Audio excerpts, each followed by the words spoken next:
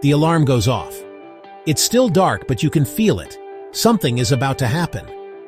I grab my camera and drone, step into the cold Baja air. The world is silent, the sky almost black, except for a faint orange line on the horizon. That's the signal. The day is beginning in Guerrero Negro. I send the drone up. The view is unreal. On one side, the endless Pacific. On the other, the Vizcaíno Desert. And right in the middle, this town, Guerrero Negro, balanced between water and sand. From above, you see the grid of houses, the salt ponds, giant geometric paintings in pinks, whites, and blues. The sun is coming, and the world is waking up. This isn't just a town. It's a landscape shaped by people, industry, and the elements. A partnership between humans and the planet. The sun breaks the horizon, flooding the desert with gold, sparkling on the ocean, igniting the salt ponds. Everything glows. The whole scene comes alive. This is why you get up early, to see the world from a new perspective, to understand how the ocean, desert, town, and salt all fit together. It's a perfect system, a perfect morning, and the day has just begun. Guerrero Negro is different. You feel it the moment you arrive. It's not a resort town, no fancy hotels, no tourist traps. It's a working town. It sits right on the 28th parallel, the line dividing Baja California from Baja California Sur, a border town in the middle of nowhere.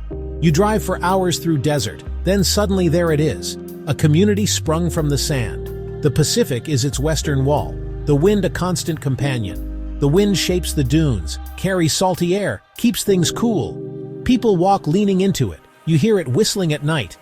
This is the wild, rugged Baja of the north, exposed, open, raw. Everything here is connected to the environment. Buildings are simple, practical, built for sun and wind. The streets are wide, the sky immense. At night, the stars are endless. People here live with the rhythm of land and sea, knowing tides, seasons, and when the whales arrive. Their lives are intertwined with nature in a way that's rare. Guerrero Negro isn't about luxury, it's about authenticity. You come here to see a different way of life, lived on the edge, in harmony with a unique place. The Salt Works. This is the heart of Guerrero Negro, the largest salt production facility on the planet. I got a tour, and it's mind-blowing. Miles of massive man-made evaporation ponds stretch to the horizon. Each pond is a different stage in the salt-making process, painted in deep greens, rusty reds, and brilliant pinks. Seawater is pumped in, and the sun and wind do the work. As the water evaporates, salt concentrates, and algae and bacteria create the wild colors. The water moves from pond to pond, getting saltier until you reach the crystallization ponds. There, the water is gone, just a vast plain of pure white salt, glittering in the sun. Massive machines harvest the salt, carving paths through the white landscape. The scale is industrial, but the product is pure and natural. Standing among mountains of salt, you realize this is where the salt on your table might come from. Salt isn't just a shaker, it's a story of sea, sun, and human effort, and it's visually stunning. Before sunrise, Guerrero Negro is already moving. Trucks start, doors close, salt workers head out. Their day starts early. They work with the sun. At the main gate, they gather, sharing coffee and laughter. There's a strong sense of community and pride. Their work is tough, operating heavy machinery, maintaining pumps, driving massive trucks. The sun is intense, the wind relentless, salt everywhere, but there's pride in their work. Many have been here for generations. The salt works isn't just a job, it's a legacy.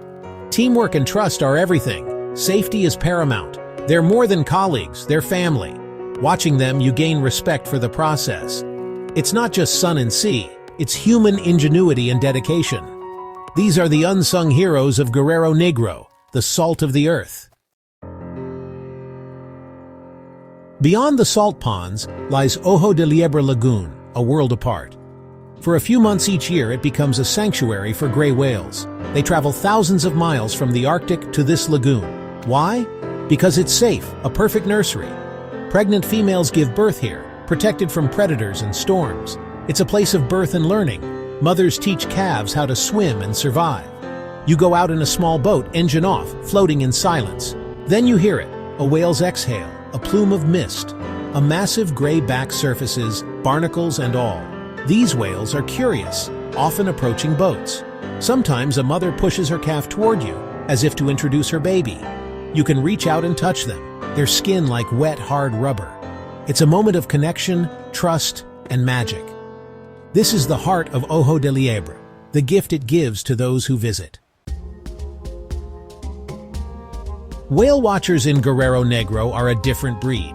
They come for a singular experience, an encounter with nature on its own terms.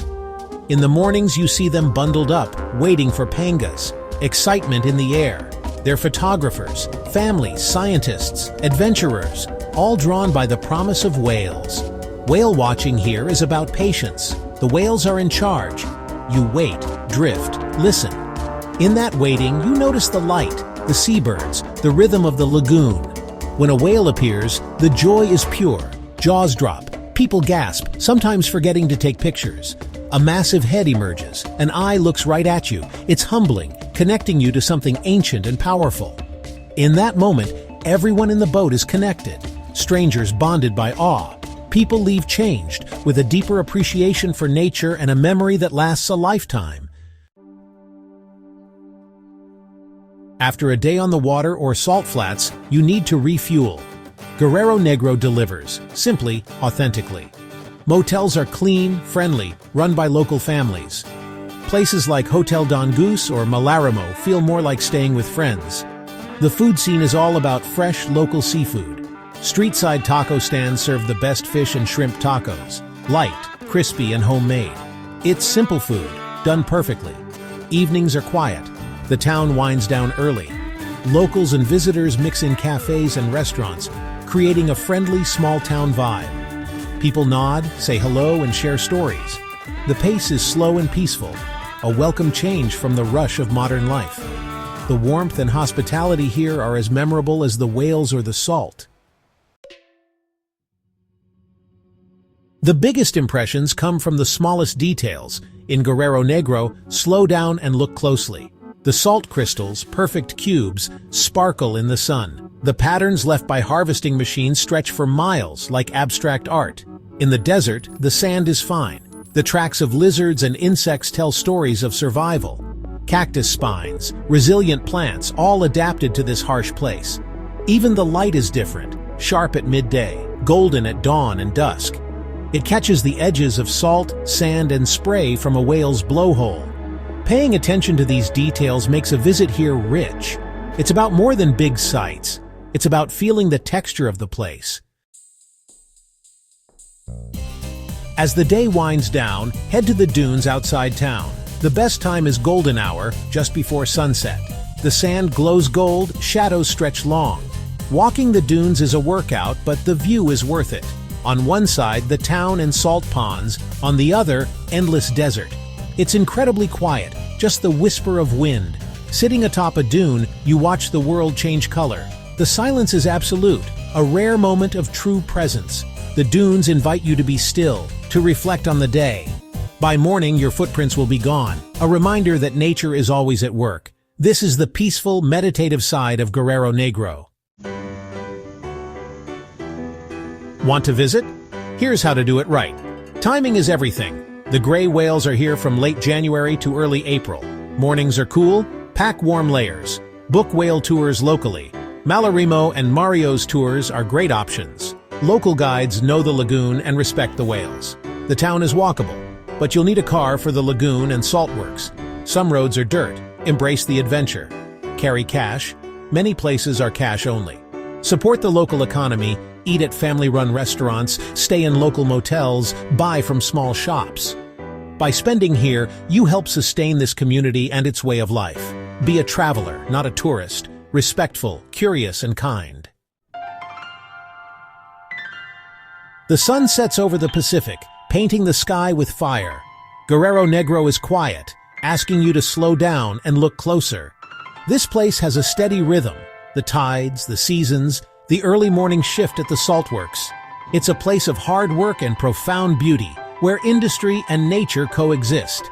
It's not on the main tourist trail, and that's what makes it special.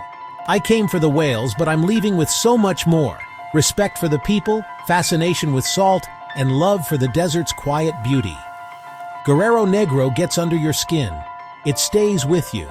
The image of a mother whale and her calf, the taste of a perfect taco, the wind on the dunes. As the last light fades, I promise myself, I'll be back. Places like this ground you. Guerrero Negro is the steady heart of Baja. It will be here, waiting. The salt harvested, the whales returning, the sun rising and setting over this wild, beautiful place. If you enjoyed this journey, don't forget to like, subscribe, and ring the bell for more adventures.